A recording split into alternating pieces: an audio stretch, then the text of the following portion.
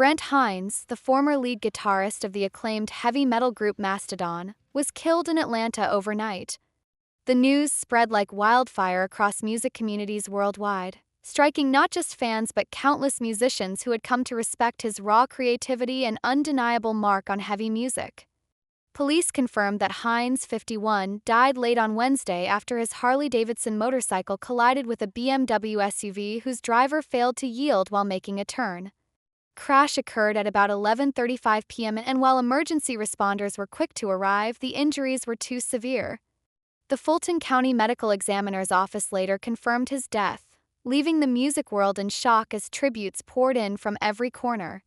For many, Brent Hinds was more than just a guitarist.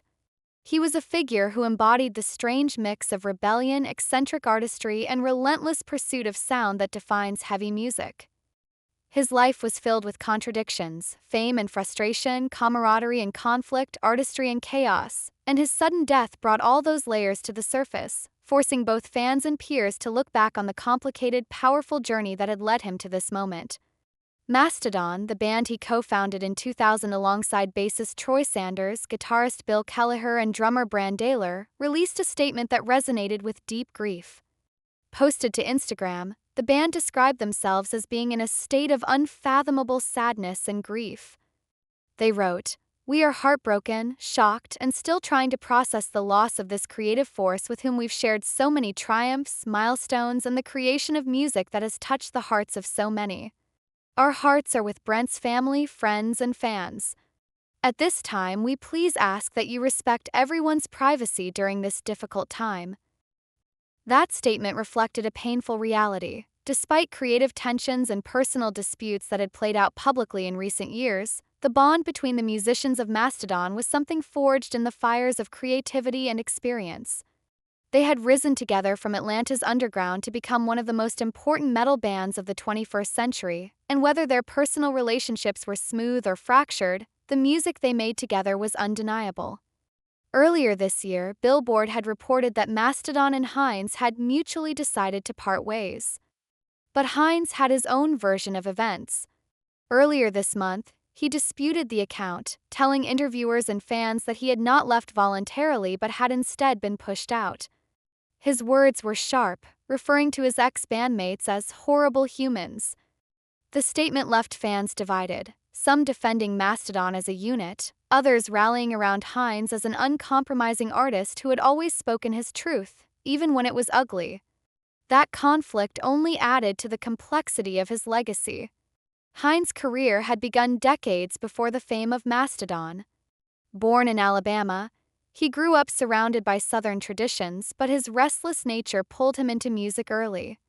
His fascination with the guitar was not about polished technique or conventional training, it was about raw expression.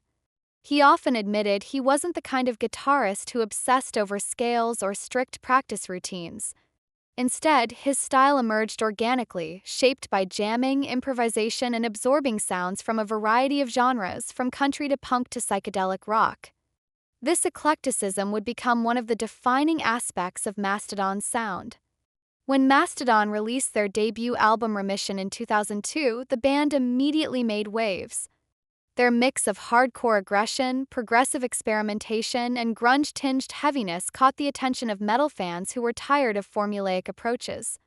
For many, Hinds' guitar work stood out. His riffs were heavy yet strange, pulling listeners into unexpected places. The follow-up Leviathan, 2004, based loosely on Herman Melville's Moby Dick, took the band from cult favorites to mainstream metal contenders. Critics hailed it as one of the greatest metal albums of the decade. Despite the clear metal identity of Mastodon, Hinds always bristled at the metal label. In a 2009 interview with The Guardian, he insisted the band was closer to classic rock than traditional metal. "That's the direction I've always wanted us to take," he said.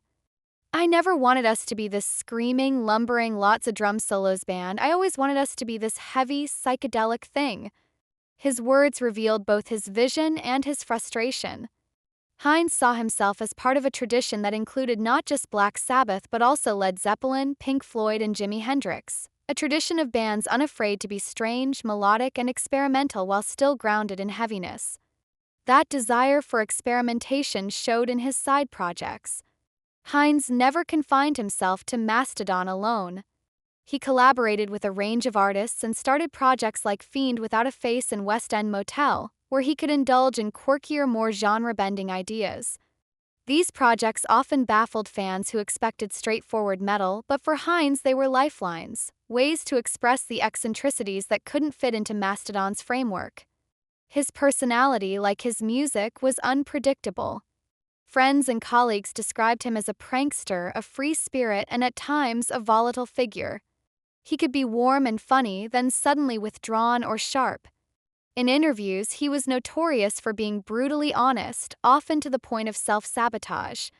That authenticity endeared him to some fans but alienated others, including industry insiders who preferred a more polished public persona.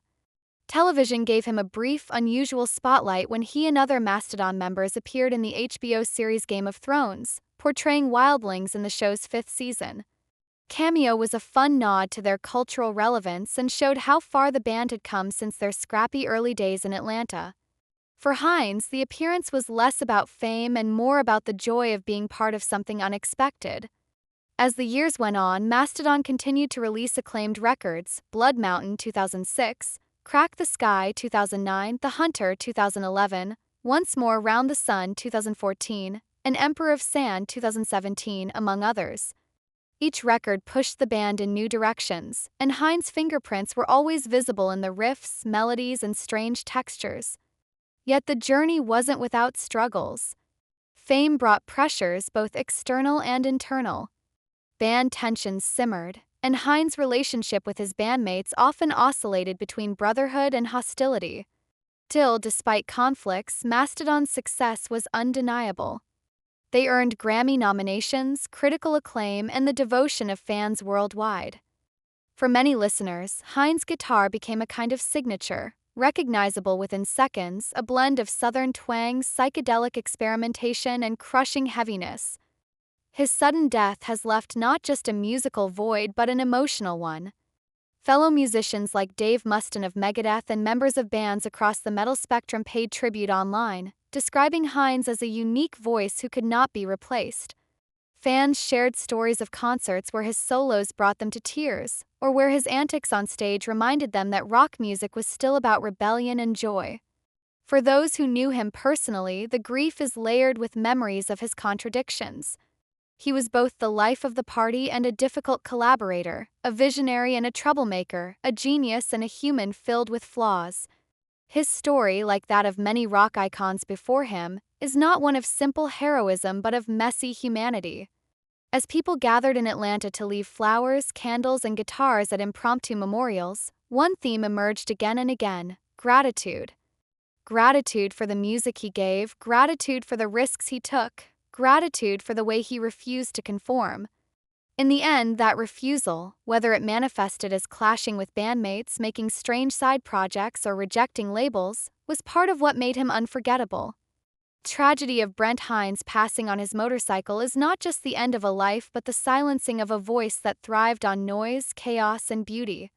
51, he still had years of music left in him, years of strange riffs and unexpected collaborations. That future is gone, but the legacy remains, etched in the grooves of Mastodon's records, in the memories of fans, and in the influence that will ripple out to musicians for generations to come.